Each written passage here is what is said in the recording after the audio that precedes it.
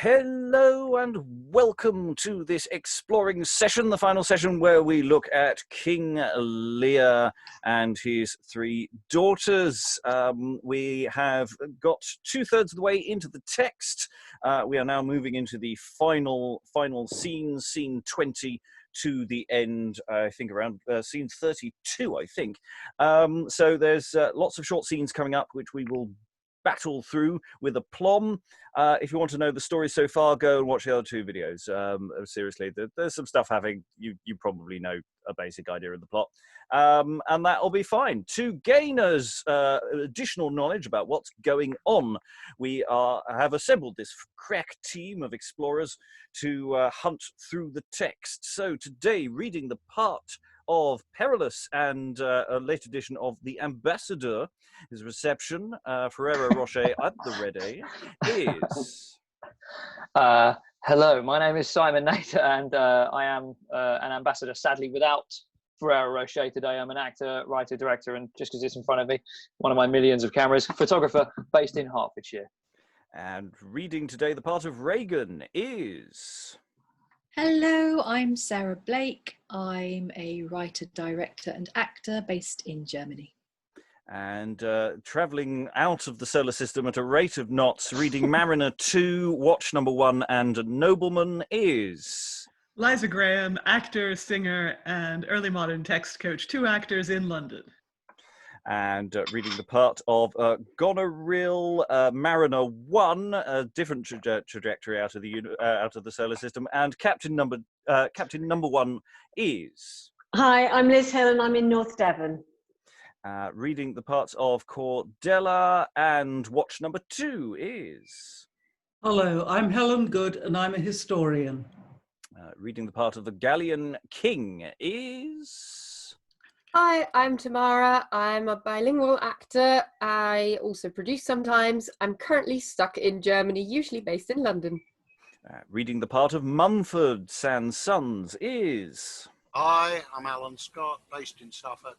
Never tried to earn a living from acting. And reading the part of Cambria and Captain Number 2 is... Hello, I'm Dan, and I'm an actor based in Montpellier, France. And finally, reading King Leir, old cheerful chap that he is...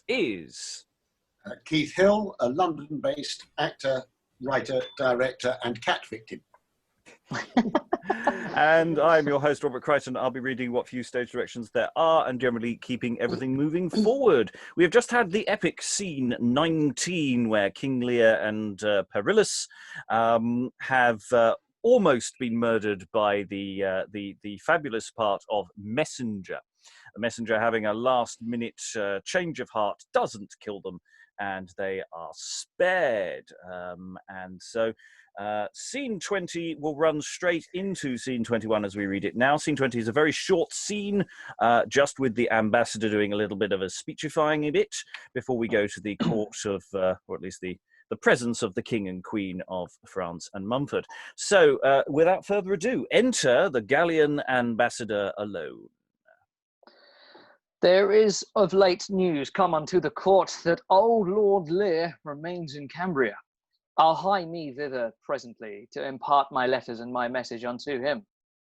I never was less welcome to a place in all my lifetime than I have been hither, especially unto the stately queen, who would not cast one gracious look on me, but still with lowering and suspicious eyes would take exceptions at each word I spake, and fain she would have undermined me to know what my ambassage did import. But she is like to hop without her hope, and in this matter, for to want her will, though by report, she'll have in all things else. Well, I will post away for Cambria. Within these few days, I hope to be there. And having filled in the plot for anyone who wasn't paying attention during the last half an hour of the play so far, we go straight into scene 21. Enter the king and queen of Gallia and Mumford. By this our father understands our mind, and our kind greetings sent to him of late. Therefore my mind presageth be long we shall receive from Britain happy news. I fear my sister will dissuade his mind, for she to me hath always been unkind. Fear not, my love, since that we know the worst, the last means helps, if that we miss the first. If he'll not come to Gallia unto us, then we will sail to Britain unto him. Well, if I want to see Britain again, I have sworn I'll ne'er come home without my wench, and I'll not be forsworn. I'd rather never come home while I live. Are you sure, Mumford, she's a maid still?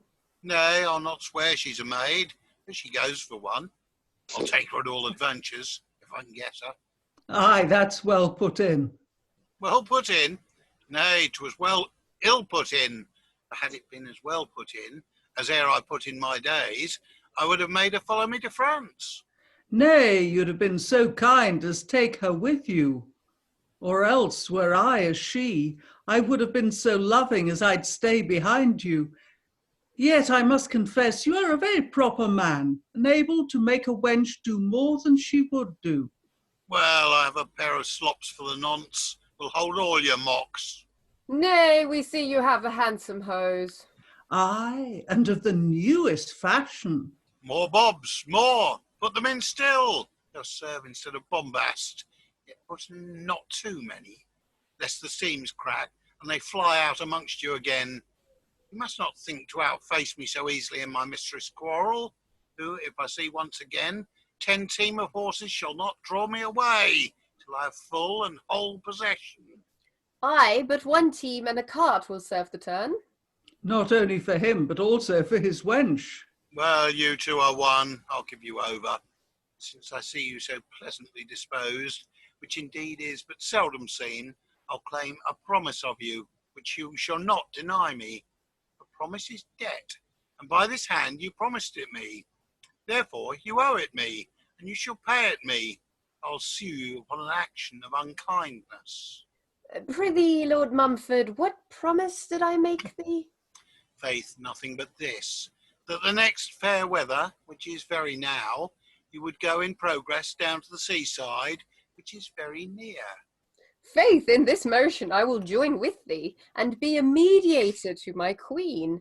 Prithee, my love, let this match go forward. My mind foretells 'twill be a lucky voyage. Entreaty needs not where you may command. So you be pleased, I am right well content. Yet as the sea I much desire to see, so am I most unwilling to be seen. We'll go disguised, all unknown to any. Howsoe'er you make one, I'll make another. And I the third. Oh, I'm overjoyed. See what love is, which guesseth with a word, what all the world besides could ne'er obtain. But what disguises shall we have, my lord? Faith, thus, my queen and I will be disguised like a plain country couple, and you shall be Roger, our man, and wait upon us, or if you will, you shall go first, and we will wait on you. 'Twere more than time. This device is excellent. Come, let us about it. And end scene. Mumford's doing a lot of the boom, boom lines in there, isn't it? Well put in. Oh, yeah, yeah. And they get to do some disguises again. Yeah, and he learned how to give him normal names. Yeah. Yes, no fancy names this time. Just Roger. Roger. Yeah, the jolly cabin boy. Yeah, that's a myth. It wasn't true. I would like to draw people's attention at this point to Mumford's comedy trousers. Yes. Which are large. Bombast was a word for stuffing or padding made from horsehair or wool, which would pad out your ridiculously large breeches. And or peascod doublets. I was going to say, and a codpiece, surely. Yes, but the early modern point is, when you ask, does my bum look big in this? The answer you are hoping for is yes. And that's men and women. No, yeah. That's a very coarse retort to that. But one thing that just struck me about this is Cordella's joining in the smut. Yes, she is, isn't she? She's a fun-loving girl. They're a very, very relaxed couple. Yeah, sorry. Yeah, the king kind of takes a step back and just like, yep, mm-hmm. Yeah, Keith. There's this weird thing. Now, you'd have been so kind as to take her with you, or else were I as she, big gap. What's the stage business? I would have been so loving as I'd stay behind you. That lends support as well to the idea that maybe at the end of the scene in which the Gallian king is wooing her, in fact, maybe he does get a little bit frisky there because he's getting more comfortable with her. That's lovely. We missed the third joke. You make one, I'll make another, and I the turd. I'm not totally sure. I know that is a joke in some places, risking the duck, but I'm not sure it is. I'm not sure it's that here specifically. You don't think Mumford should have a French accent then? Well, between accents and OP, we don't really know, but it doesn't seem to me to land as well as other instances of that joke. Yeah, fair enough. And I the tirde. Well, we'll leave that one open for if there's an audience. Can we get a laugh out of them with a turd joke? That's one for practice research. I also didn't go for the comedy French accent just because A, Dan is here and I know he's in France, and B, would an aristocrat like the king have had a comedy accent? Depends on what the actor wants to do with it. I didn't feel the king should be having a comedy accent yesterday, so I only did just a light one. When I did a heavier one, it just didn't work. C'était très raffiné. Oui. Anyway, let us move forward. We'll run the next, probably just the next scene in its own right. It's reasonably long. So, scene 22. Enter Cambria and Ragan with nobles. What strange mischance or unexpected hap hath thus deprived us of our father's presence? Can no man tell us what's become of him, with whom we did converse not 2 days since? My lords, let everyone light horse be sent to scour about throughout all our regiment. Dispatch a post immediately to Cornwall to see if any news be of him there. Myself will make a strict inquiry here and all about our cities near at hand till certain news of his abode be brought. All sorrow is but counterfeit to mine, whose lips are almost sealed up with grief. Mine is the substance, while they do but seem to weep the loss which tears cannot redeem. Oh, ne'er was heard so strange a misadventure, a thing so far beyond the reach of sense, since no man's reason in the cause can enter. What hath removed my father thus from hence? Oh, I do fear some charm or invocation of wicked spirits, or infernal fiends stirred by Cordella, moves this innovation and brings my father timeless to his end. But might I know that the detested witch were certain cause of this uncertain ill, myself to France would go in some disguise, and with these nails scratch out her hateful eyes. For since I am deprived of my father, I loathe my life, and with my death the rather. The heavens are just, and hate impiety, and will no doubt reveal such heinous crimes. Censure not any till you know the right. Let him be the judge that bringeth truth to light. Oh, but my grief, like to a swelling tide, exceeds the bounds of common patience. Nor can I moderate my tongue so much to conceal them whom I hold in suspect. This matter shall be sifted. If it be she, 1,000 Frances shall not harbour her. And enter the Gallian ambassador.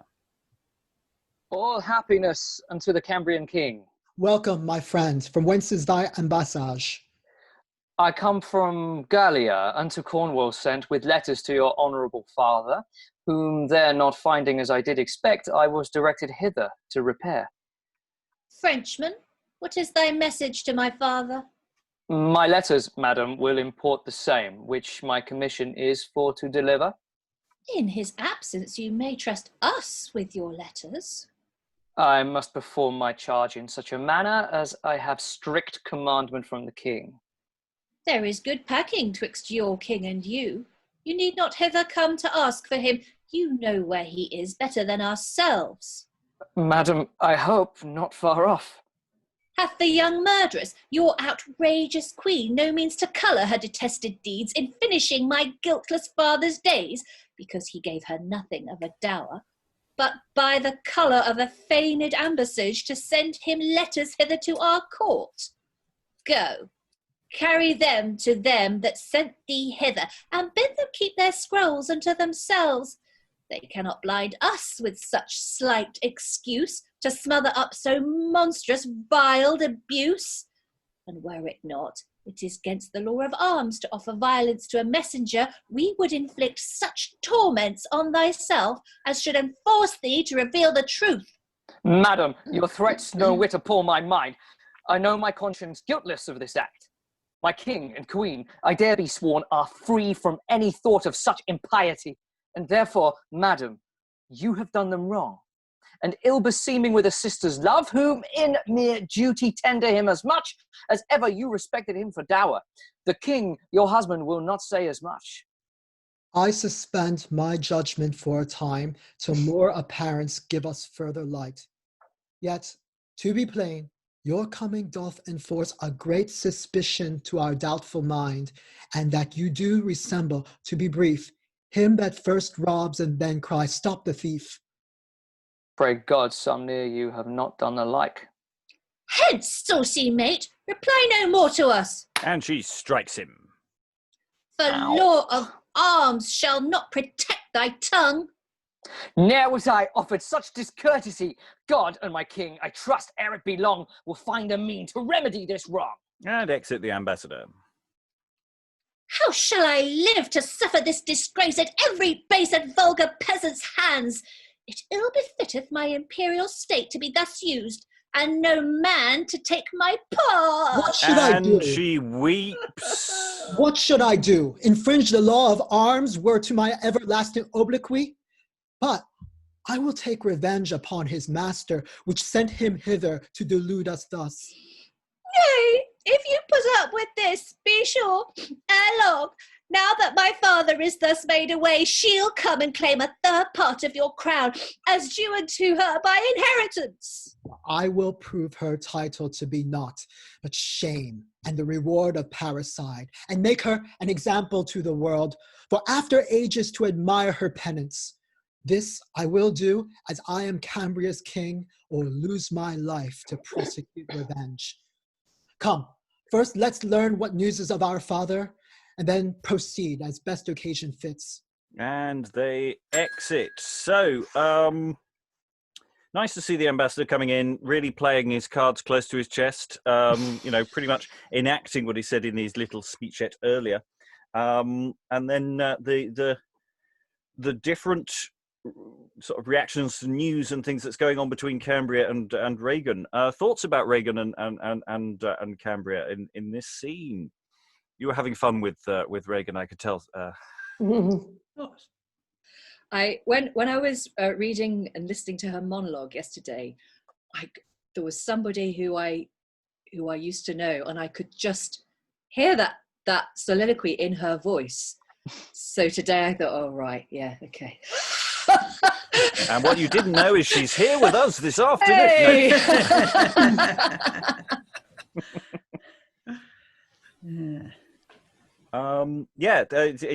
It's that what she say to her husband's going, where's the king gone? And you'll go, I don't know. I hope. All these lies pouring out of you. She's beginning to lose her grip on him, though, isn't she? I think. I mean, when you compare, she was so triumphant in that soliloquy yesterday. It's like, I've got everything where I want it. My husband does my bidding, and now it's interesting because the fact that she slaps the ambassador and then immediately bursts into tears is like, she's having to resort to more extreme tactics here to try and hang on to the power she's had. It's slipping away from her. Although, sorry, Liz. No, I was going to say, the ambassador has the gall to say the king, your husband, will not say as much. And he says, I suspend my judgment for a time. He's not going to actually come out on her side. So, against her rather.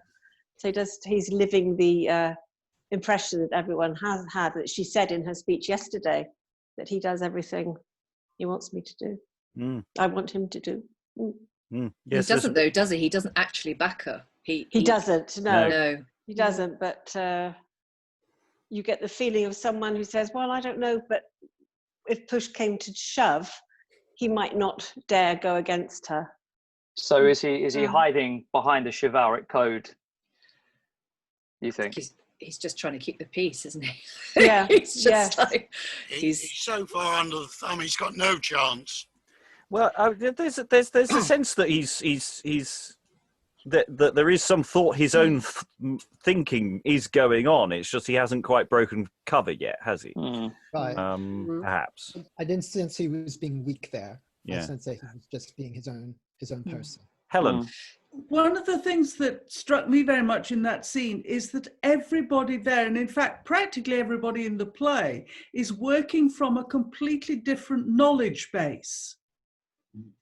So what the ambassador knows and what Cambria knows, and what Ragan knows are completely different sets of facts, none of which happen to be the whole truth, which only the audience knows. Yeah. But it did strike me very much that they are working from very different knowledge bases. Yeah, it's I think one of the things that if you do put this on stage is to keep track of who knows what, who doesn't know what, who's read which letter, who sent which murderer. Yeah, I mean that's the thing, is that the messenger spent all that time making sure he kept prompting this Ragan. Would you like me to do so? Because he's already hired to do the murder once, and he's the one who's constantly prompting her to cough up for another set of sums. Because the sisters are lying to some degree to each other as well. I mean that's the thing. Everybody's lying to each other. Everybody's got their own agenda, and I think that's really rather lovely. I say lovely. No, yeah, it is, because also by Robert's own chivalric code. Not.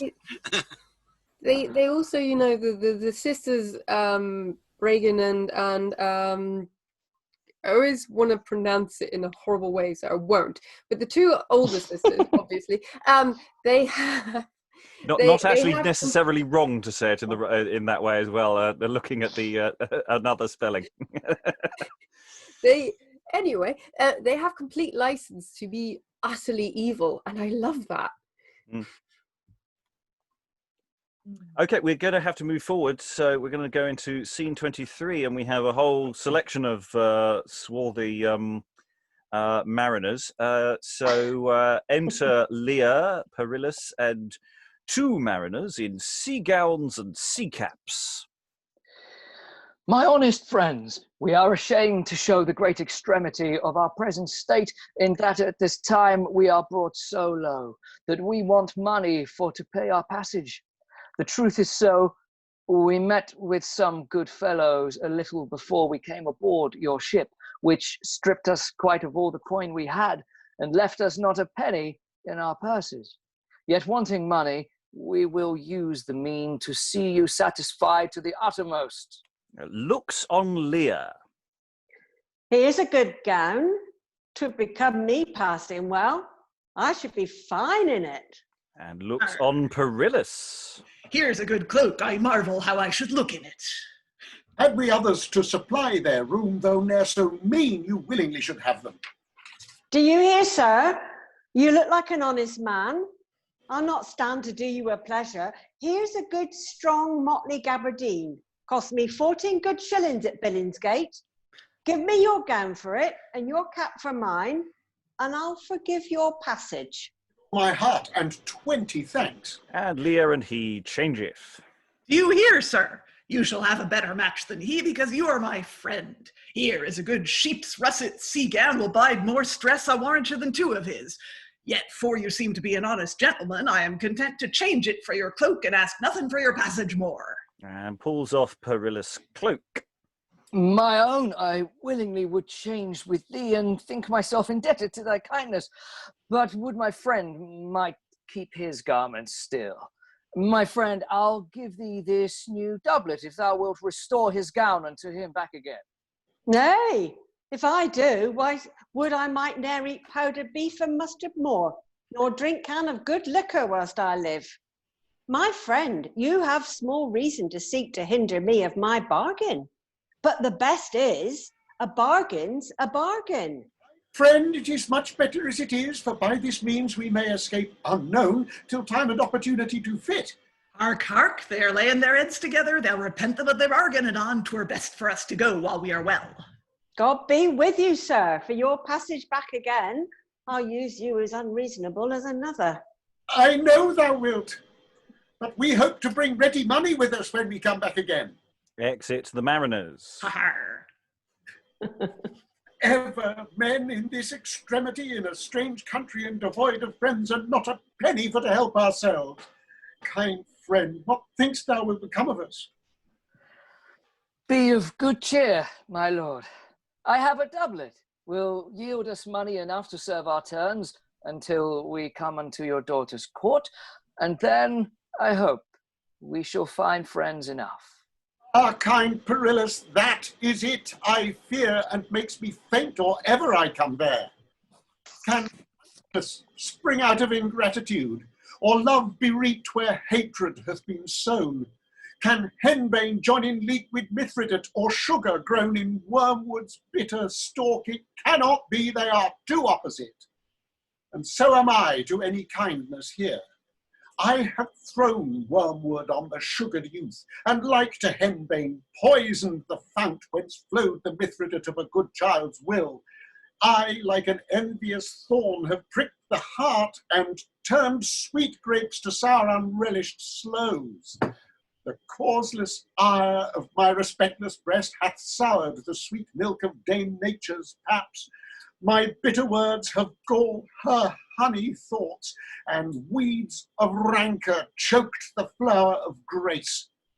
Then what remainder is of any hope, but all our fortunes will go quite aslope? Fear not, my lord, the perfect good indeed can never be corrupted by the bad. A new, fresh vessel still retains the taste of that which first is poured into the same. And therefore, though you name yourself the thorn, the weed, the gall, the henbane, and the wormwood, yet she'll continue in her former state, the honey milk, grape, sugar, mithridate. O pleasing orator unto me in woe, cease to beguile me with thy hopeful speeches. Oh, join with me and think of naught but crosses, and then we'll one lament another's losses. Why, say the worst. The worst can be but death, and death is better than for to despair. Then hazard death, which may convert to life, banish despair, which brings 1,000 deaths. Oh, come with thy strong arguments, I yield to be directed by thee as thou wilt. As thou yieldst comfort to my crazed thoughts, would I could yield the like unto thy body, which is full weak, I know, and ill apaid for want of fresh meat and due sustenance. Alack, my lord, my heart doth bleed to think that you should be in such extremity. Come, let us go and see what God will send. When all else fail, he is the surest friend. That's the second time we've had calling on God as the surest friend, haven't we? There was something similar a couple of scenes ago. You can always rely on the kindness of strangers to swap their clothes with you in exchange for passage. Though the Billingsgate gabardine, I'd love that. I am loving the bits of textile history here. Yes. There are so many choices you can make with this scene. It's a very rich scene to mine. thought, I've been slightly worried about this for the last third of the play, that Leir is just unduly resigned to what's going on. And yet when you get into that long speech about gall and wormwood and stop the rule of 3, let's have 4, there is actually so much passion behind it and so many clashes in the language that you find yourself just picked up and carried along. And then he keeps smiling at Perillus and trying to calm him down. And, you've got choices with the mariners. Is it a comedy scene or is it really nasty and threatening? Like the first scene of Twelfth Night, it's sorry, yes. Okay, somebody else takes the baton now. Sorry, you've lost your privileges. I'm muting you from now on. Yes, you're right, because it could just be a sort of "woe is me" speech, but it has a lot more potential there, and I like Perillus's job in this. Is that thing of trying to protect him, trying to get him his clothes back. Yeah, I thought that was quite nice. That's such a sweet thing, and he opens the scene with explaining basically we're out of money. What do we do? And it's Leir at the end who's God will send, God will he will provide, and following on from that long scene 19, which had that the messenger is remorseful because of mentions of hell, and Leir is at least vaguely hopeful that heaven will save him. Additional thoughts? Wave at me. Well, if you were playing it for laughs, every time Leir, after Perillus helps him out, says, "God's the best friend," you can imagine Perillus just to the audience goes, yeah, what more can he do? Yeah. Liza. I would love to take a moment to flag up the poisons and antidotes and sweets and bitter things in Lear's speech. Daniel, at first I thought I thought it was a reference to Mithridates, the person, but no, Mithridat was an antidote which that king is said to have come up with, so it rhymes with state at the end. Yeah, I missed that after I said it, and then went, "Oh no, that's not Mithridates." Yeah. It was Simon rather than Daniel. Sorry. Anyway, but apart from. And that's, again, it stands out because it's one of the few classical references we've got in this play. And even then, it's to a substance which may well have been known to apothecaries, but it seems like a really specialized bit of knowledge. People would know what henbane was. That's a native plant, I think, to Britain. Likewise, wormwood, Artemisia vulgaris, sugar, still a relatively expensive substance, although not as inaccessible as it was pre-colonization. And then grapes and sloes, again, two things that were commonplace. Grapes were probably rarer. They were posh, whereas sloes could be grown outdoors, and so a lot of people grew them. So weeds and flowers, gall and honey. It's a lovely speech, and one that you can kind of taste as you say it. And the writer doesn't club you over the head. He just leaves each image hanging in your head. I mean, sloes grow on very thorny, nubbly, tough, unyielding bushes. And that's an image that just occupies your mind while he's finishing the line off. It's extraordinarily skilled. Also, you extract things from all of those, of course, like wine and grapes, and I was thinking sloe and then berries for gin, of course. So perhaps comfort in the things you can take. Yeah, there is a lot in there. It is a lovely little speech, that, I think. Section even. We now have quite a long scene coming up, a second of our long scenes of the play. So I'm going to force the pace a bit and let's rattle through scene 24 and find out what that brings up. If you have any thoughts about what we've just done, hold on to them. Enter the Gallian king and queen with Mumford, always a good laugh, with a basket disguised like country folk. This tedious journey all on foot, sweet love, cannot be pleasing to your tender joints, which ne'er were used to these toilsome walks. I never in my life took more delight on any journey than I do in this. It did me good when as we happed to light amongst the merry crew of country folk, to see what industry and pains they took to win them commendations mongst their friends. Lord, how they labour to bestir themselves, and in their quirks go beyond the moon, and so to take on them such antic fits, as one would think they were besides their wits. Come away, Roger, with your basket. Soft, Dame. Here comes a couple of old youths. I must need myself fat with jesting at them. Enter Leir and Perillus very faintly. Nay, pray do not. They do seem to be men much overgone with grief and misery. Let's stand aside and hearken what they say. Ah, my Perillus, now I see we both shall end our days in this unfruitful soil. Oh, I do faint for want of sustenance, and thou, I know, in little better case. No gentle tree affords one taste of fruit to comfort us until we meet with men. No lucky path conducts our luckless steps unto a place where any comfort dwells. Sweet rest betide unto our happy souls, for here I see our bodies must have end. You're muted, Simon. We'll try that again. Ah, my dear lord, how doth my heart lament to see you brought to this extremity. Oh, if you love me, as you do profess, or ever thought well of me in my life. And he starts to strip up his arms. Feed on this flesh, whose veins are not so dry, but there is virtue left to comfort you. Oh, feed on this. If this will do you good, I'll smile for joy to see you suck my blood. I am no cannibal that I should do to slake my hungry jaws with human flesh. I am no devil, or 10 times worse than so, to suck the blood of such a peerless friend. Oh, do not think that I respect my life so dearly as I do thy loyal love. Ah, Britain, I never shall see thee more. Thou hast unkindly banished thy king.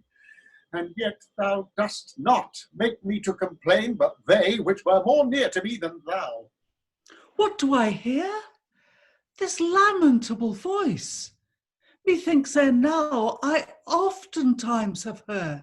Ah, Gonoril was half my kingdom's gift, the cause that thou didst seek to have my life. Ah, cruel Ragan, did I give thee all, and all could not suffice without my blood? Ah, poor Cordella, did I give thee naught, nor never shall be able for to give? Oh, let me warn all ages that ensueth how they trust flattery and reject the truth. Well, unkind girls, I here forgive you both, and yet the heavens will hardly do the like, and only crave forgiveness at the end of good Cordella, and of thee, my friend, of God, whose majesty I have offended by my transgression many thousand ways, of her dear heart, whom I for no occasion turned out of all through flatterer's persuasion, of thee, kind friend, who but for me, I know, hadst never come unto this place of woe. Alack, that ever I should live to see my noble father in this misery. Sweet love, reveal not what thou art as yet, until we know the ground of all this ill. Oh, but some meat.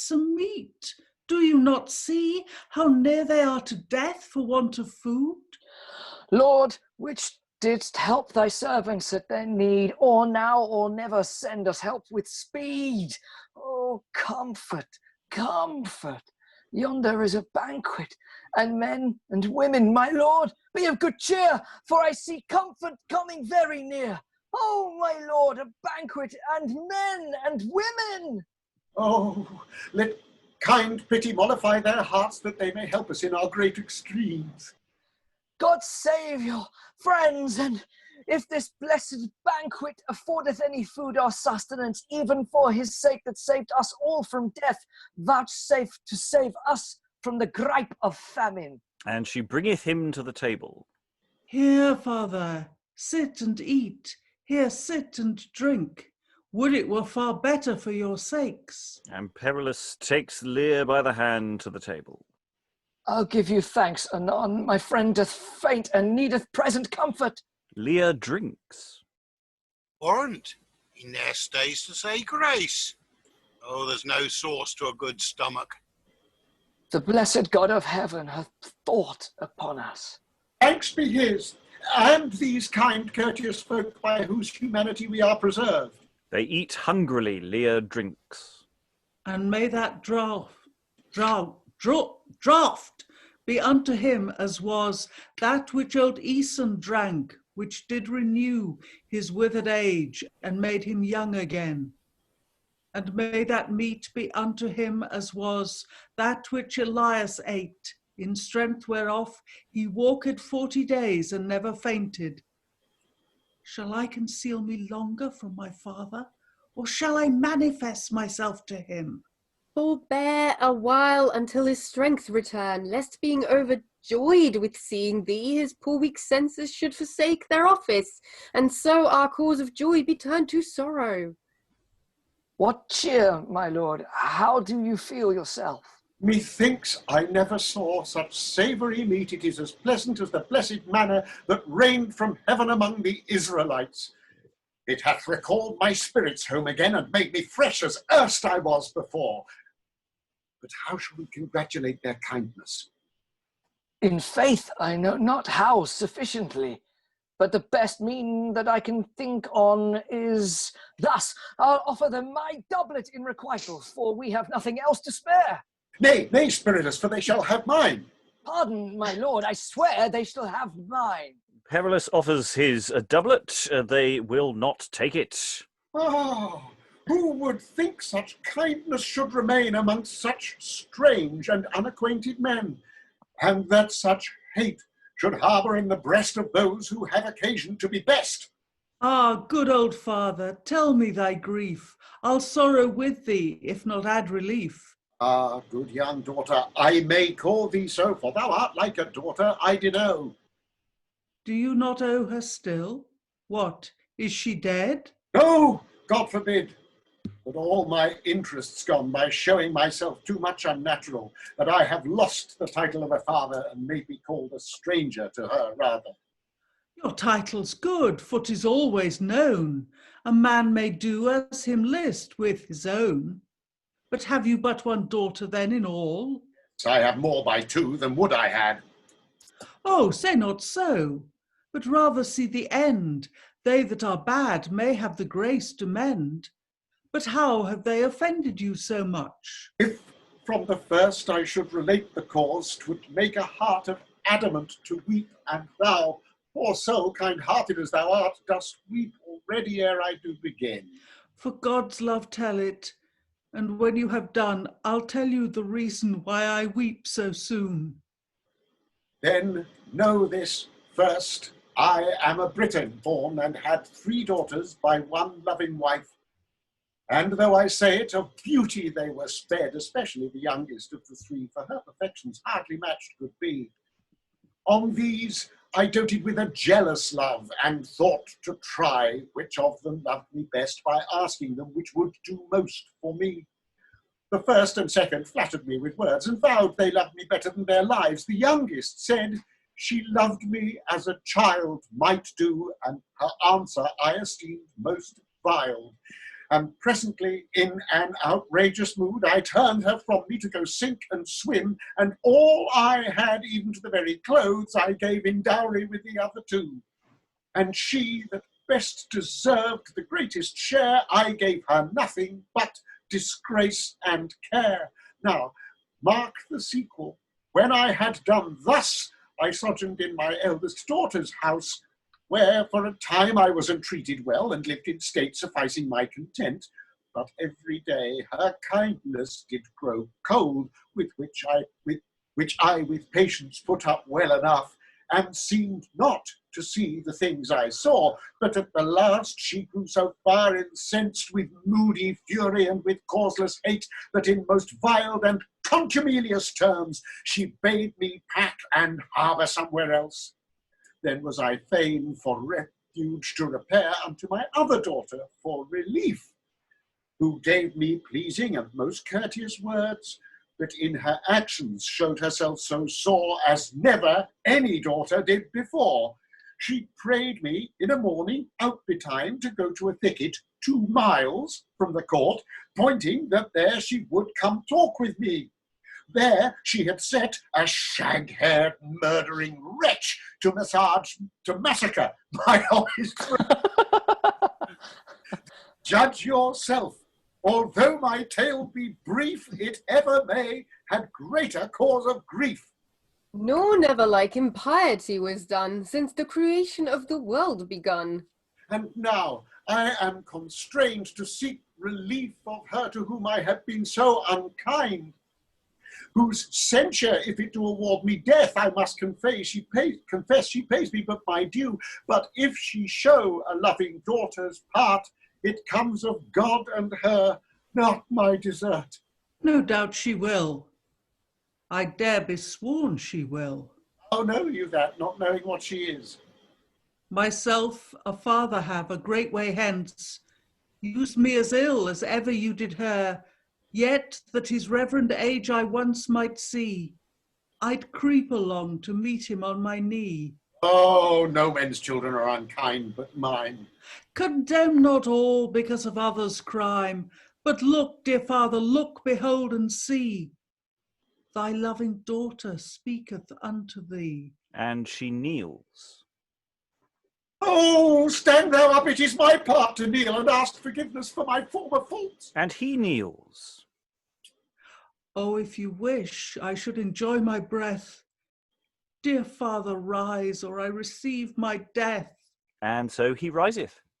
Then I will rise to satisfy your mind, but kneel again till pardon be resigned. And he kneels again. I pardon you.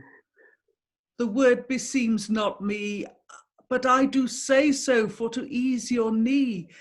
You gave me life. You were the cause that I am what I am, who else had never been. But you gave life to me and to my friend, whose days had else had an untimely end.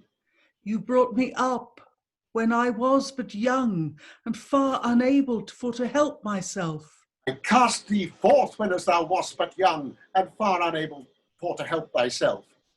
God, world, and nature say I do you wrong, that can endure to see you kneel so long. Let me break off this loving controversy, which doth rejoice my very soul to see. Good father, rise. She is your loving daughter. And he riseth. And honours you with as respective duty as if you were the monarch of the world. But I will never rise from off my knee. And she kneels again. Until I have your blessing and your pardon for all my faults committed any way, from my first birth unto this present day. The blessing which the God of Abraham gave unto the tribe of Judah light on thee, and multiply thy days, that thou mayst see thy children's children prosper after thee. Thy faults, which are just none that I do know, God pardon on high, and I forgive below. And she riseth. Now is my heart at quiet, and doth leap within my breast for joy of this good hap. And now, dear father, welcome to our court, and welcome, kind Perillus, unto me, mirror of virtue and true honesty. Oh, he hath been the kindest friend to me that ever man had in adversity. My tongue doth fail to say what heart to think. I am so ravished with exceeding joy. All you have spoke, now let me speak my mind, and in few words much matter here conclude. And he kneels. If my heart do harbour any joy or true content to repose within my breast, till I have rooted out this viperous sect, and repossessed my father of his crown, let me be counted for the perjuredst man that ever spake words since the world began. And he rises. Let me pray too, that never prayed before. Mumford kneels. There I re-salute the British earth. As ere it be long, I do presume I shall, and do return from thence without my wench. Let me be gelded for my recompense. And he rises. Come, let's to arms for to redress this wrong. Till I am there, methinks the time seems long. And they all exit. Oh, that's sweet. I sense an equity company group action for knee supports for all. Yeah, yeah. It's a load of old hassocks. I absolutely love this scene. It's it is a funny scene. It has been tested with performance conditions, and yes, it's funny. You can't.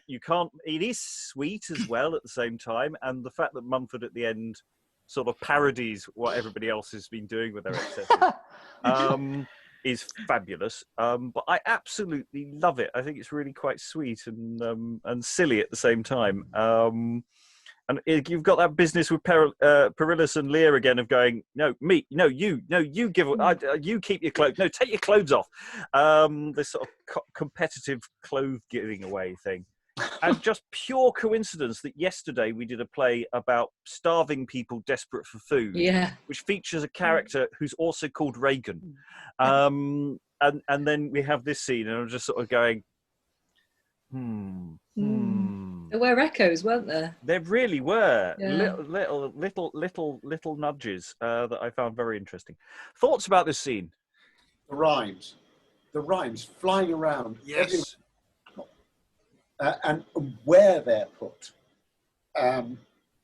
is not what I'm expecting. I'm having a little trouble working out what it is they're signalling each time.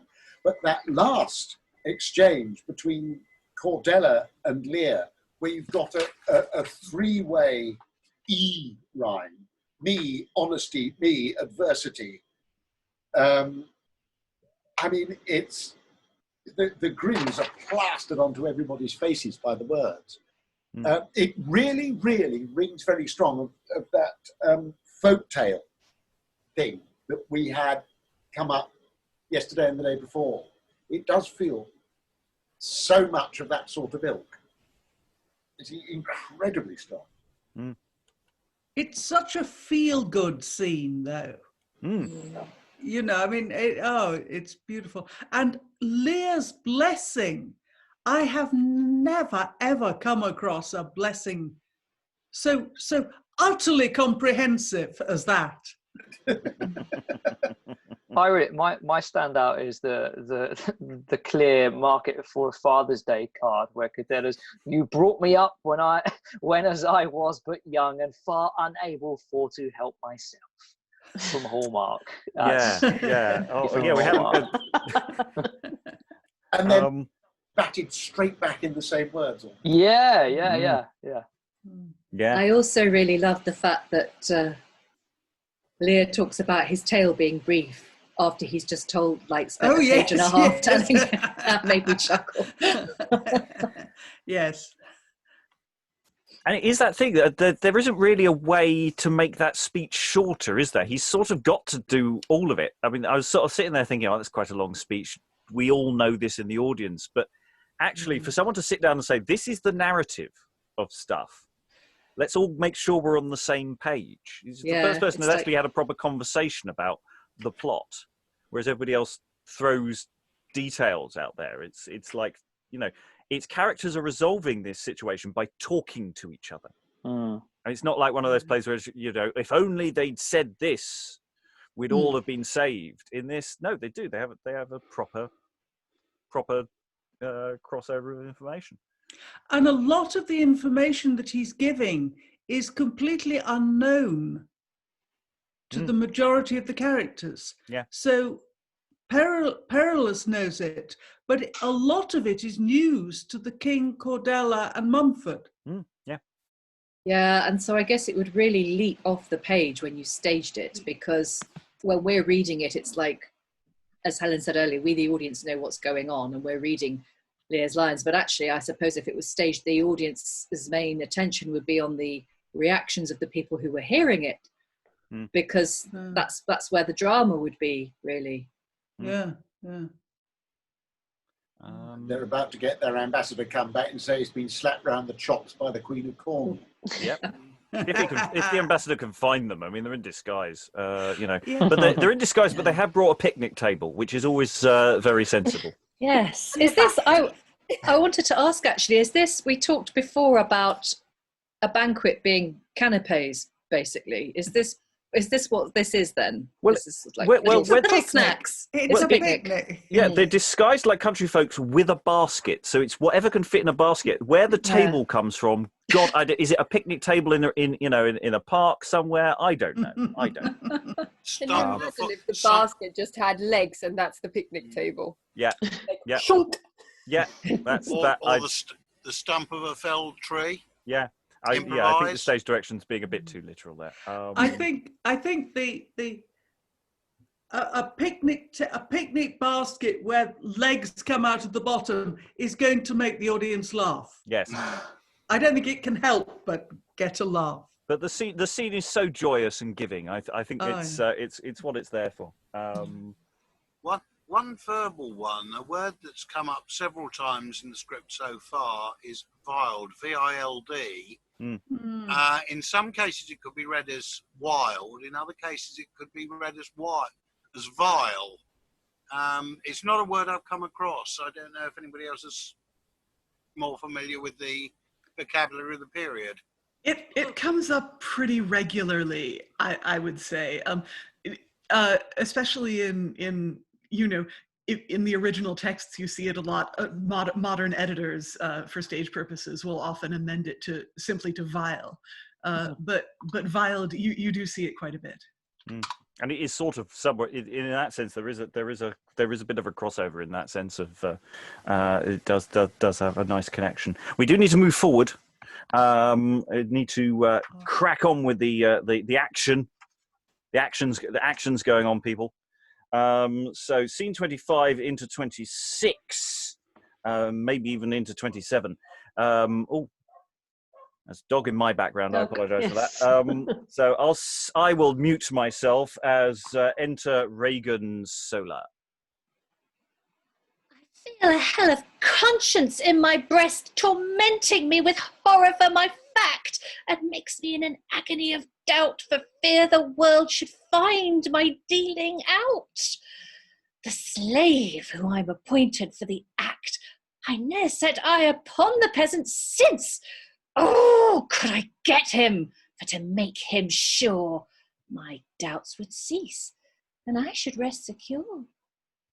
But if the old men with persuasive words have saved their lives and made him to relent, then they are fled unto the court of France, and like a trumpet manifest my shame.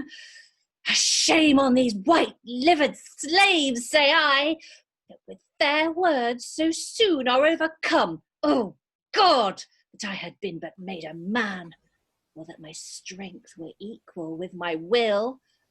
These foolish men are nothing but mere pity, and melt as butter doth against the sun. Why should they have preeminence over us, since we are creatures of more brave resolve? I swear I am quite out of charity with all the heartless men in Christendom. A pox upon them, when they are afraid to give a stab or slit a paltry windpipe, which are so easy matters to be done. Well, had I thought the slave would serve me so, myself would have been executioner. 'Tis now undone, and if that it be known, I'll make as good shift as I can for one. He that repines at me, howe'er it stands, 'twere best for him to keep him from my hands. And she exits with that lament of you just can't get the murderers these days. Scene 26, sound trumpets and drums. Enter the Gallian king, Leir, Mumford, and the army.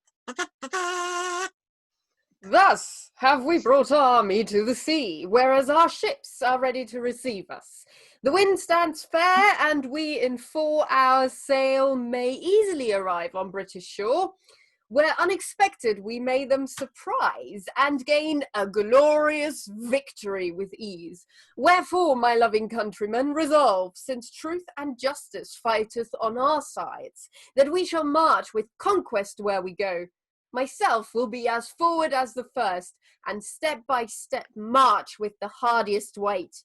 And not the meanest soldier in our camp shall be in danger, but I'll second him. To you, my lord, we give the whole command of all the army next unto ourself. No, not doubting of you, but you will extend your wonted valour in this needful case, encouraging the rest to do the like by your approved magnanimity.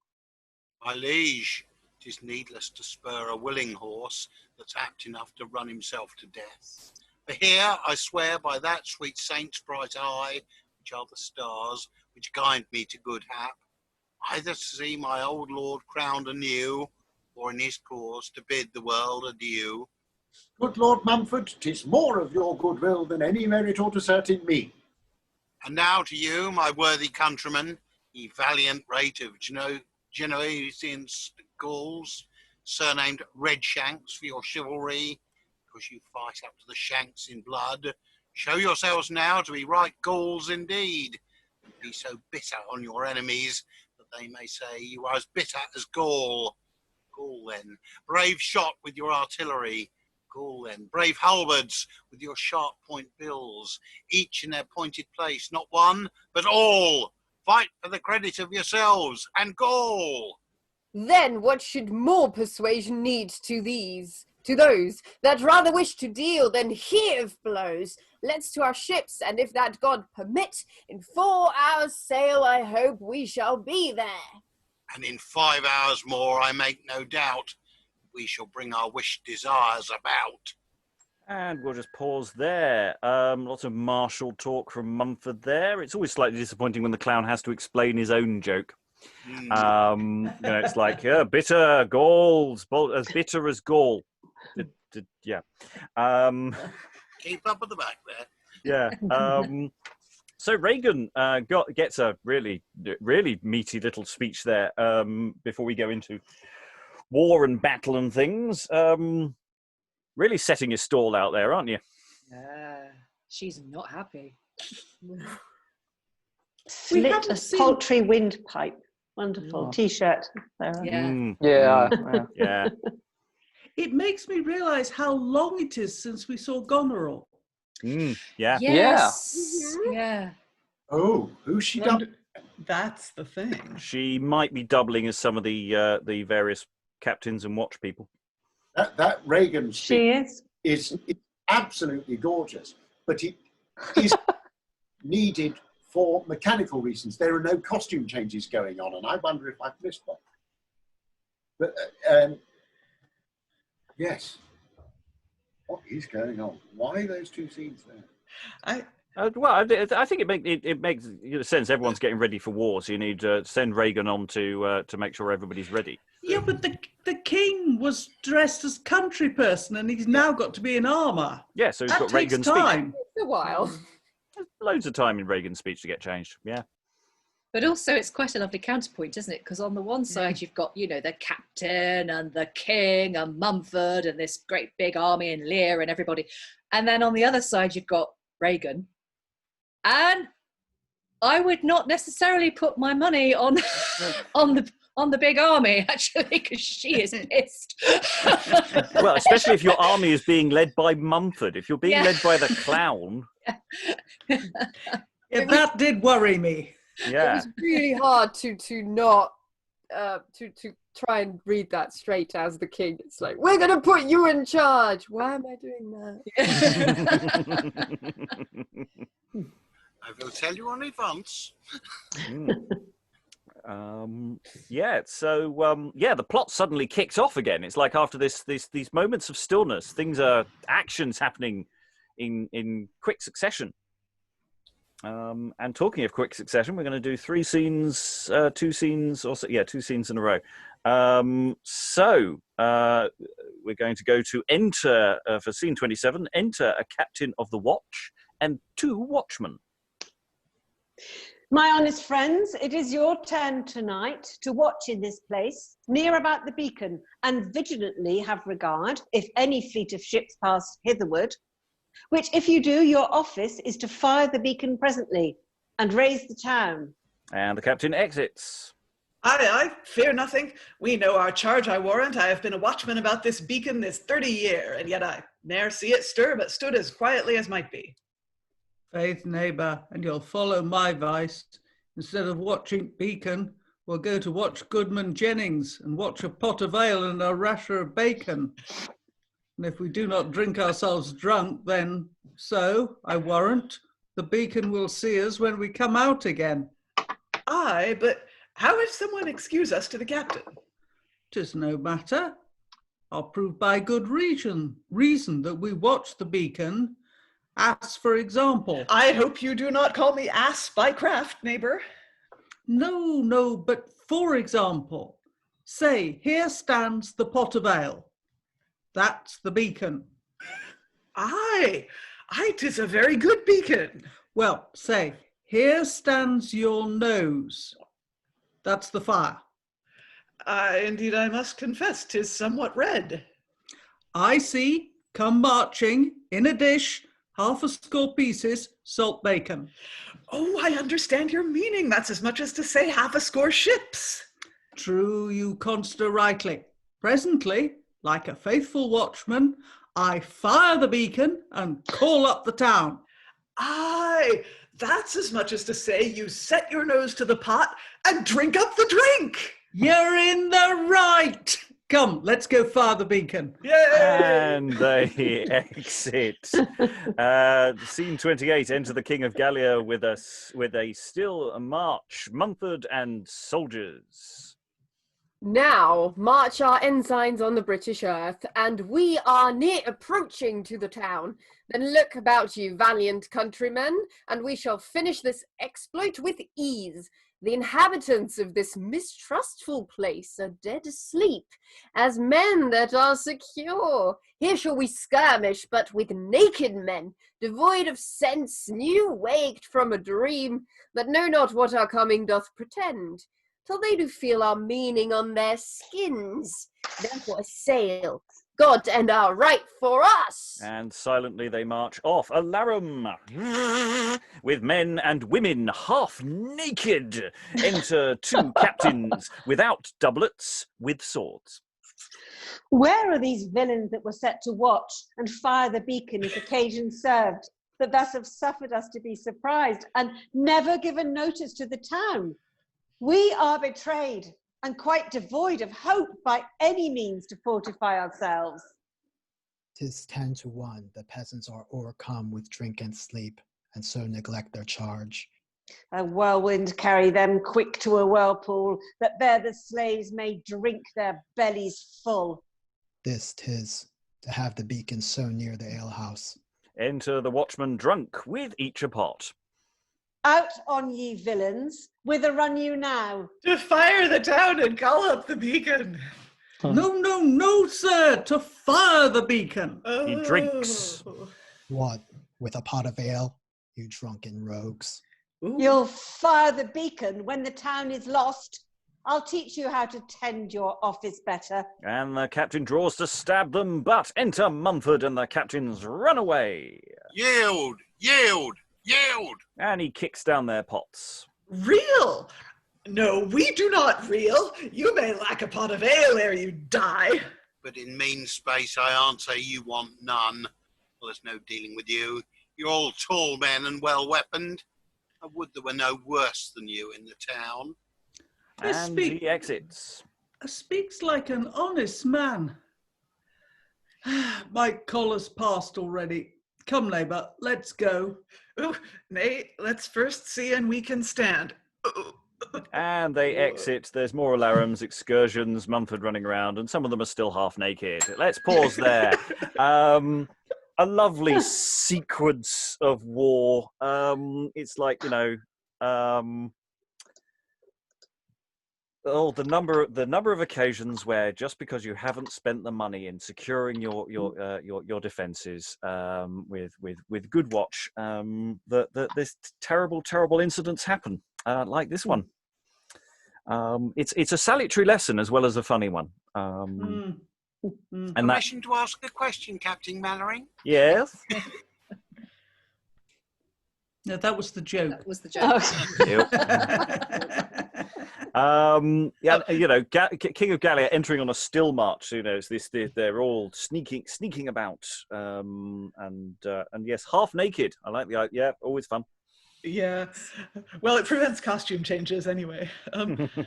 I think there might be, again, with the clowns taking up time, the nay, first let's see and we can stand might lead to a bunch of physical business before the scene proper ends. And picking up any pots or things left behind as well, and making sure that the stage is clear. And it does say, there's more alarums and excursions, so there's an awful lot of stuff going on throughout all of this. The stage potential here is huge. And there's a pun that I totally missed while I was reading it, is that when they talk about going to the pub and having bacon, they say, "I see come marching in a dish, half a score pieces of salt bacon," and that's as much as to say, "half a score chips."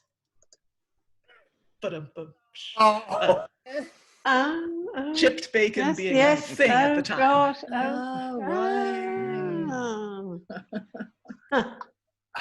Excellent. Now, as you all know, we're very, very nearly at the end of the play. Does it feel like we're nearly at the end of the play? No. Is anyone going to put their clothes back on? I'm assuming so, yes. That's such a random thing, isn't it? Do they actually manage to lit the beacon? That was my No. The beacon is right remains next to the unlit. Yes. That's why everyone's running around like blue-ass flies, quite literally, in the cold. Okay. So yes, successful sneak attack by the French king there, it's all going well. Mumford, he's he might be the clown, but he's good value for money. Capable clown. Can you remind me the date of the play? If it is 1590-ish, it's sadly a little late for Tarleton, because he would have been a very good martial clown. Yeah. Which is a shame, because he was both known for being handy with a sword, as well as being funny. So who knows? Maybe the dating's off. Well, there were beacons. No, I was thinking of the international situation. There were beacons and there were invasion scares all the time. Oh yeah, that would, it's only and a couple drunken of years. watchmen. Yeah, it's only a couple of years. Endless reports of drunken watchmen. It's only a couple of years after the Armada, questions of beacons and. Yeah, but that was only the first Armada. There were actually loads. But in that sense, preparations are always going to be, they're going to be something that's in people's minds. Yeah. It was also first printed in 2005, around the time of some other play. So we don't know if this was a rewrite or not, or other things were added in as well to take advantage of perhaps of its popularity, or I guess coming back into vogue because of or bits of business. But if we're talking, you meant 1605. Sorry, 1605. Yes. Yeah, yes. But by 1605, the country was at peace. Right, but so the war was over, done with for a generation, they said. But Daniel's greater point that this may be an amalgamation of whoever originally wrote this plus bits that business that got added, perhaps even for specific clowns or specific actors or specific tech bits like changes. I think Daniel's greater point is valid. Yes, yeah. Okay, let's go into the home stretch. We got 3 scenes to go, one relatively long and then a couple relatively short. So let's finish this magnum opus and see how it goes. So we've just left the scene of lots of people running around half naked. Scene 30, enter the Gallian king, Leir, Mumford, Cordella, Perillus, and soldiers fully dressed, with the chief of the town bound. Sorry, King's gained a cat. That's fine. Fear not, my friends, you shall receive no hurt, if you'll subscribe unto your lawful king, and quite revoke your fealty from Cambria, and from aspiring Cornwall too, whose wives have practised treason against their father's life, and come in justice of your wronged king, and do intend no harm at all to you, so you submit unto your lawful king. Kind countrymen, it grieves me that perforce I am constrained to use extremities. Long have you here been looked for, good my lord, and wished for by a general consent. And had we known your highness had arrived, we had not made resistance to your grace. And now, my gracious lord, you need not doubt, but all the country will yield presently, which since your absence have him greatly taxed for to maintain their overswelling pride. We'll presently send word to all our friends. When they have notice, they will come apace. Thanks, loving subjects, and thanks, worthy son. Thanks, my kind daughter. Thanks to you, my lord, who willingly adventured, have your blood without desert to do me so much good. Oh, say not so. I've been much beholding to your grace, I must confess. I've been in some skirmishes, but was never in the like to this. Where I was wont to meet with armed men, I was now encountered with naked women. We that are feeble and want use of arms will pray to God to shield you from all harms. While your hands do manage ceaseless toil, our hearts shall pray the foes may have the foil. We'll fast and pray whilst you for us do fight, that victory may prosecute the right. Methinks your words do amplify, my friends, and add fresh vigour to my willing limbs. And a drum beats in the distance. But hark, I hear the adverse drum approach. God and our right, Saint Denis and St. George. Enter Cornwall, Cambria, Gonoril, Ragan, and the army. Ooh. Have I not given out a Cornwall? No, I haven't. Okay. Presumptuous King of Gauls, how darest thou presume to enter on our British soil, and more than that, to take our towns perforce and draw our subjects' hearts from their true king? Be sure to buy it as a dear a price as e'er you brought presumption in your lives. Ah, daring Cornwall, no, we came in right and just revengement of the wronged king, whose daughters there, fell vipers as they are, have sought to murder and deprive of life. But God protected him from all their spite, and we are come in justice of his right. Nor he nor thou have any interest here, but what you win and purchase with the sword. Thy slanders to our noble virtuous queens, we'll in the battle thrust them down thy throat. Except for fear of our revenging hands, thou fly to sea as not secure on lands. Welshman, I'll so ferret you ere night for that word, that you shall have no mind to crake so well this 12 months. They lie that say we sought our father's death. 'Tis merely forged for a colour's sake, to set a gloss on your invasion. Methinks an old man ready for to die should be ashamed to broach so foul a lie. Fie, shameless sister, so devoid of grace, to call our father liar to his face. Peace, Puritan dissembling hypocrite, which art so good that thou wilt prove stark naught. Anon, when as I have you in my fingers, I'll make you wish yourself in purgatory. Nay, peace, thou monster, shame unto thy sex, thou fiend in likeness of a human creature. I never heard a fouler spoken man. Out on thee, viper, scum, filthy parricide, more odious to my sight than is a toad. Knowest thou these letters? She snatches them and tears them. Think you to outface me with your paltry scrolls? You come to drive my husband from his right under the colour of a forged letter. Who ever heard the like impiety? You are a debtor of more patience. We were more patient when we stayed for you within the thicket 2 long hours and more. What hours? What thicket? There, where you sent us your servant with your letters, sealed with your hand, to send us both to heaven, where, as I think, you never mean to come. Alas, you are grown a child again with age, or else your senses dote for want of sleep. Indeed, you made us rise betimes, you know, yet had a care we should sleep where you bade us stay, but never wake more till the latter day. Peace, peace, old fellow, thou art sleepy still. Faith, if you reason till tomorrow, you get no other answer at their hands.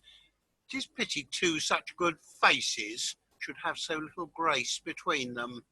Well, let us see if their husbands with their hands can do as much as they do with their tongues. Aye, with their swords they'll make your tongue unsay what they have said, or else they'll cut them out. To it, gallants, to it! Let's not stand brawling thus! Exeunt both armies, and I'm just going to pause there briefly. Come and have a go if you think you're hard enough, which is a point we frequently reached in certain plays. Ragan's got a point. Tis merely forged for colour's sake to set a gloss on your invasion. This is an invading French army. Yeah, but they've got the British king at the helm. They do. But just a point that it doesn't that is an excuse that has been used before, and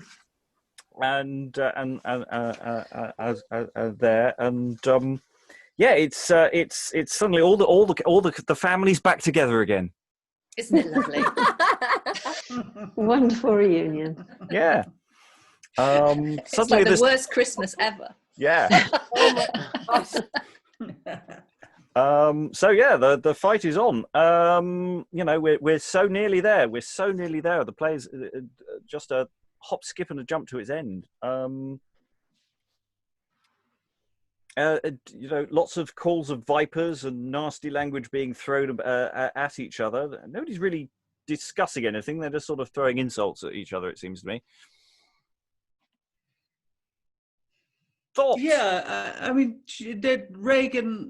Ragan is outright denying the murder plot. Mm. And so, it's he said, she said. It's she just doubles down on it like a modern politician and just says, yeah, it's not true. And yet she really quickly tears them up, just in case. Oh, absolutely. She's not an idiot. Delete those tweets. Quickly delete them. Yeah, they were never there. Never been retweeted. I mean, I know that theatrically it makes most sense for the king to confront Regan, but surely the sensible thing to do would be to give the letters to a third party. Yes. Yeah. Or copies, Yeah. He's too cross to think of that. You're thinking of a UN negotiator. Yeah, we'd need a lot of blue berets to cover this one. Okay, let's finish the play then. 2 scenes, they're very, very short. Scene 31, sound alarm excursions. Mumford must chase Cambria away, then cease. Enter Cornwall, myself. The day is lost. Our friends do all revolt and join against us with the adverse part. There is no means of safety but by flight, and therefore I'll to Cornwall with my queen. And Cornwall goes to Cornwall. Enter Cambria again. I think there is a devil in the camp hath haunted me today. He hath so tired me that in a manner I can fight no more. Enter Mumford. Zoons, here he comes. I'll take to my horse. And Mumford follows him to the door and returns. Farewell, Welshman. Give thee but thy due. Thou hast a light and nimble pair of legs. Thou art more in debt to them than to thy hands. But if we meet thee again, once again today, I'll cut them off and set them to a better heart. And he exits. There are more alarums and excursions as we go into scene 32, and then the call of victory is sounded. Enter Leir, Perillus, King of France, Cordella, and Mumford. Thanks be to God, your foes are overcome, and you again possessed of your right. First to the heavens, next thanks to you, my son, by whose good means I repossess the same, which, if it please you to accept yourself, with all my heart I will resign to you, for it is yours by right and none of mine. First, have you raised at your own charge a power of valiant soldiers? This comes all from you. Next, have you ventured your own persons scathed? And lastly, worthy Gallian, never stained my kingly title I by thee have gained. Thank heavens, not me. My zeal to you is such. Command my utmost. I will never grutch. He that with all kind love entreats his queen will not be to her father unkind seen. Ah, my Cordella, now I call to mind the modest answer which I took unkind. But now I see I am no whit beguiled. Thou lovest me dearly and as ought a child. And thou, Perillus, partner once in woe, thee to requite the best I can I'll do. Yet all I can, I, were it ne'er so much, were not sufficient. Thy true love is such. Thanks, worthy Mumford, to thee last of all. Not greeted last because thy desert was small. No, thou hast lion-like laid on today. Cornwall king and Cambria, who with my daughters did I say, to save their lives the fugitives did play. Come, son and daughter who did me advance, repose with me a while, and then for France. Sound drums and trumpets. Everyone exits. Have a jig. Okay. So the daughters are all still alive. They've just run away. Cornwall and Cambria, they've just run away. And the King of France, he's going back to France. That's nice. It's as if Greenpeace had written an early modern drama. For once. Nobody died at all. No, There was no blinding, deaths. no disemboweling. Why? This is the history.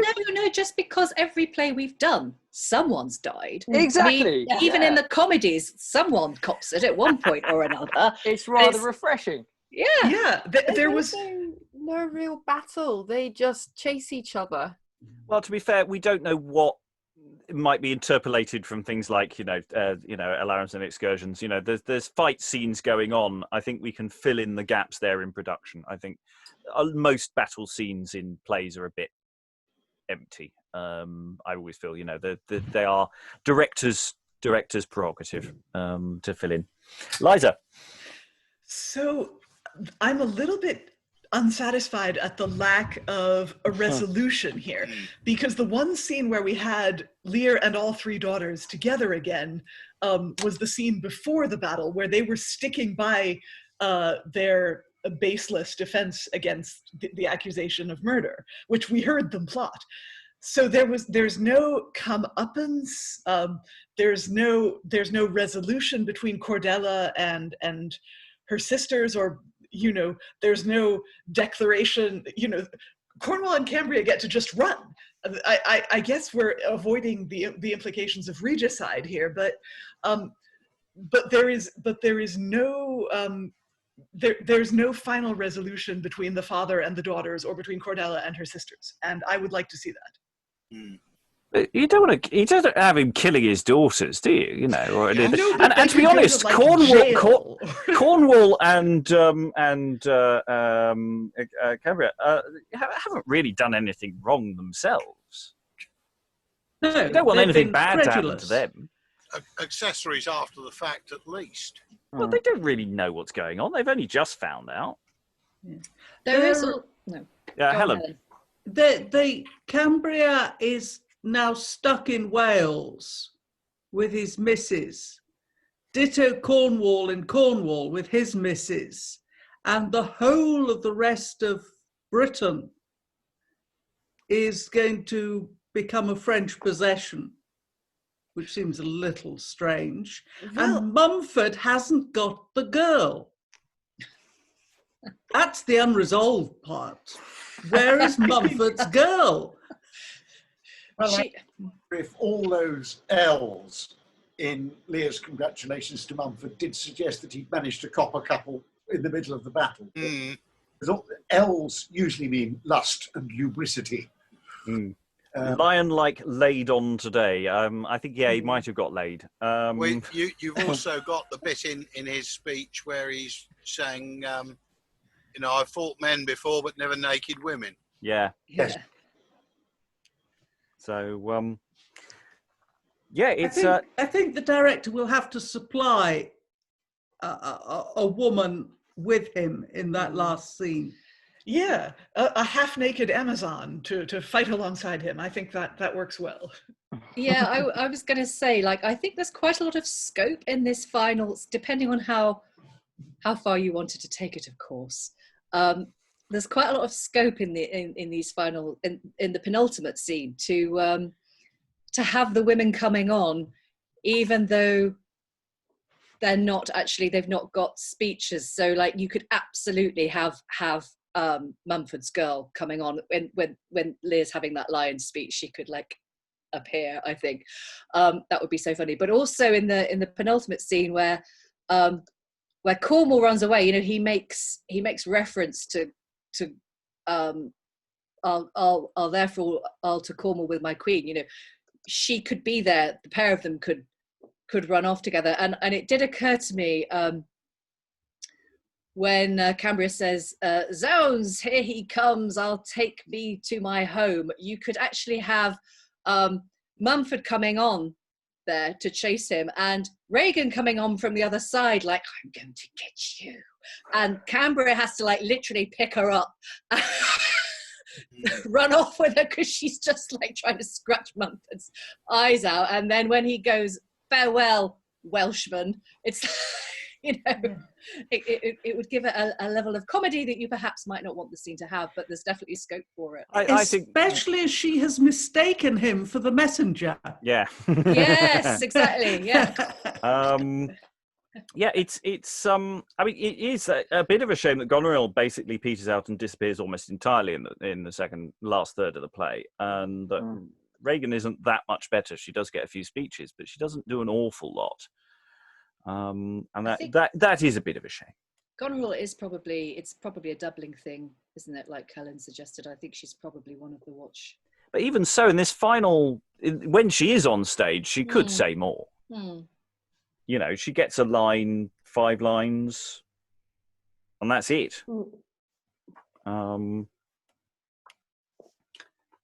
So, more general thoughts about the play overall for those who've been here for a reasonable percentage of the time. Leir and the messengers attempt to massage him. Any details like that? I'd like to just go back briefly and mention my favourite bit is when the French king and Cordella come on in disguise as country folk. The king's going, this tedious journey on foot, and she's going, "Oh no, it's great, it's lovely, it's I love fresh air." You get the impression he's the one going, "Are you tired, dear? Would you like to sit down?"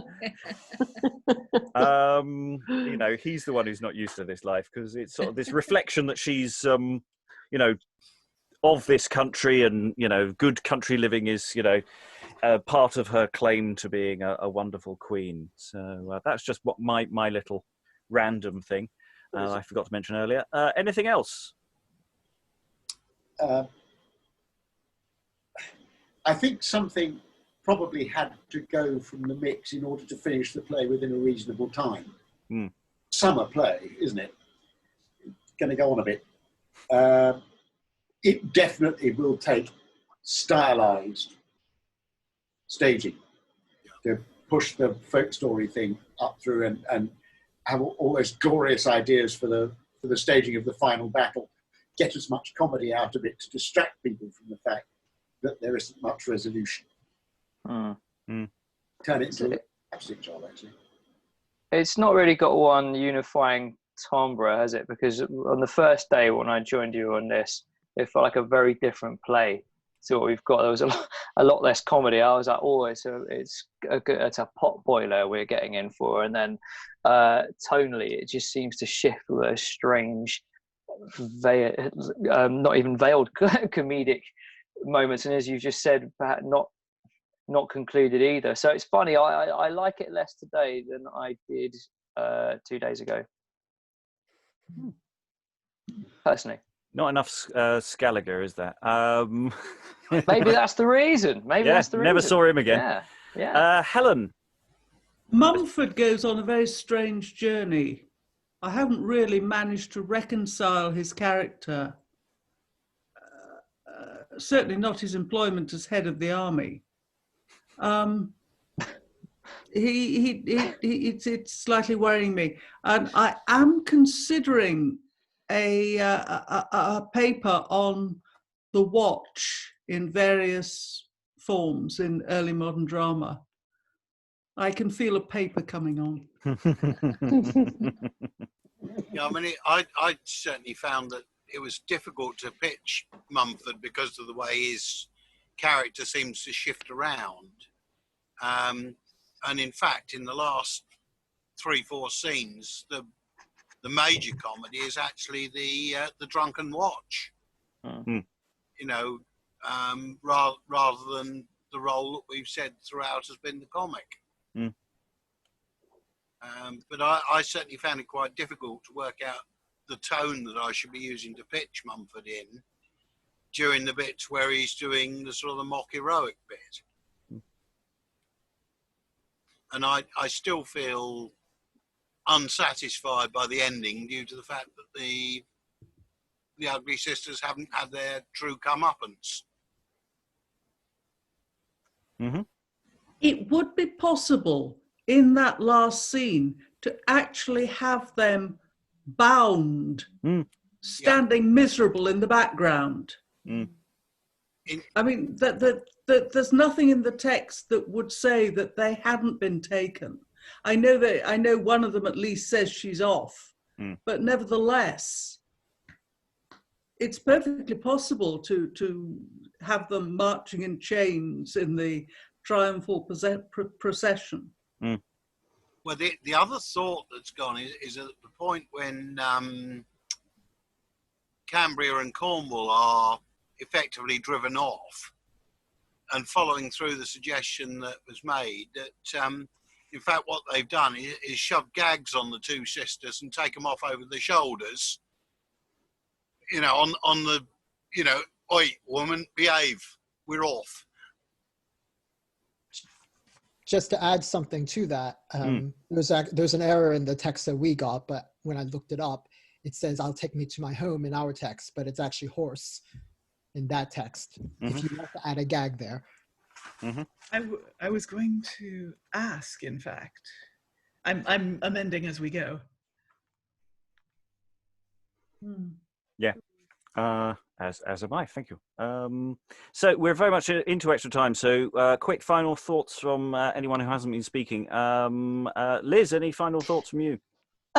It didn't really bother me, the non-resolution of the plot with Ragan and Gonoril, frankly. I think you're so lifted and carried by the comedy throughout that I think that was what I would have in my mind. I'd enjoy that so much, and then at the end, okay, they do to a certain extent get their comeuppance. They're back. They have to go back, and that's it.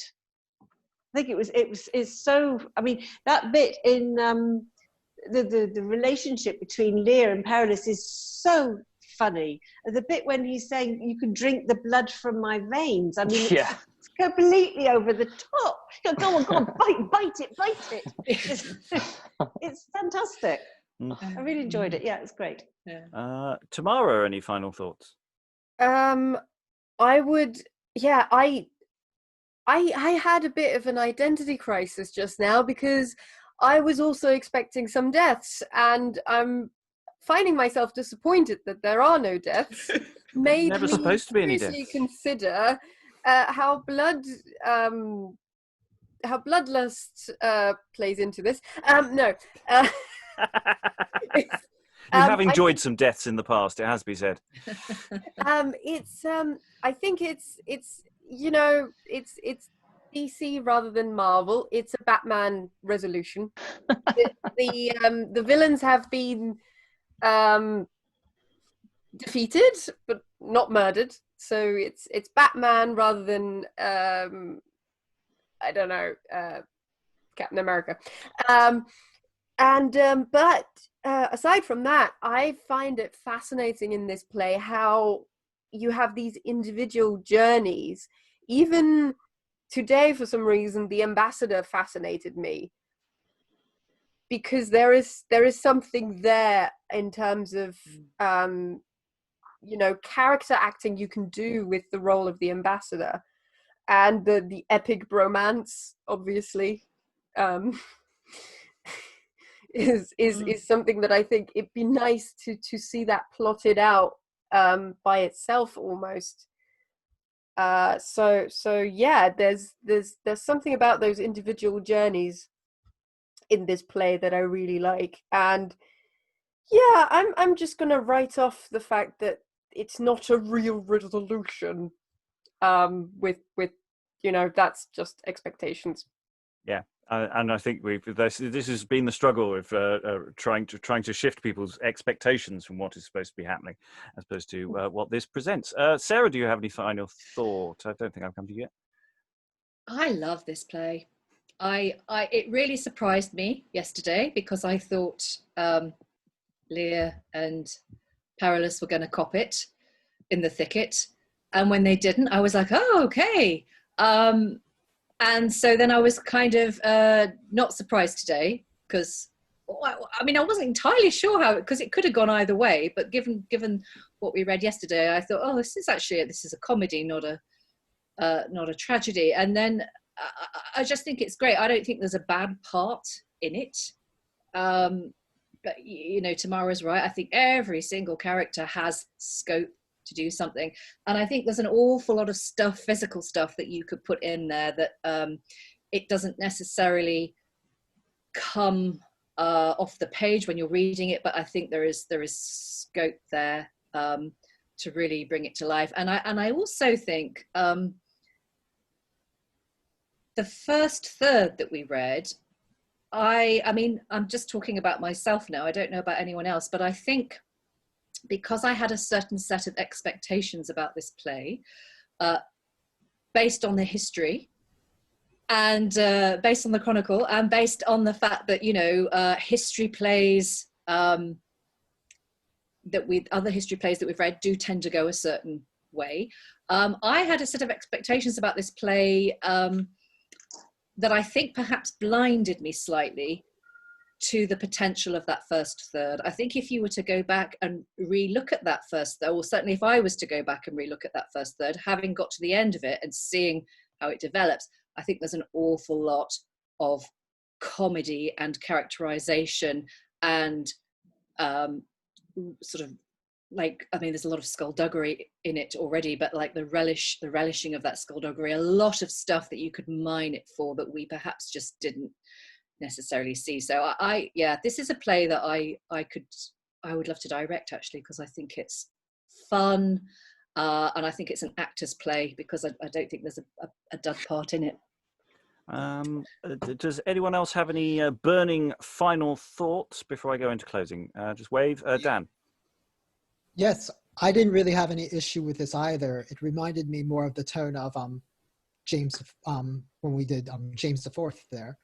In the idea that I think we do have these expectations of history plays, that the earlier history plays from the earlier 1590s tend to turn upside down. So the idea that it wasn't resolved at the end, I kind of thought Ragan did actually have a resolution at the end there. She's tearing a paper up. She's not happy at the end there. I enjoyed the fact that the Gallian king wasn't actually sent up. Maybe Mumford was, but not the king this time.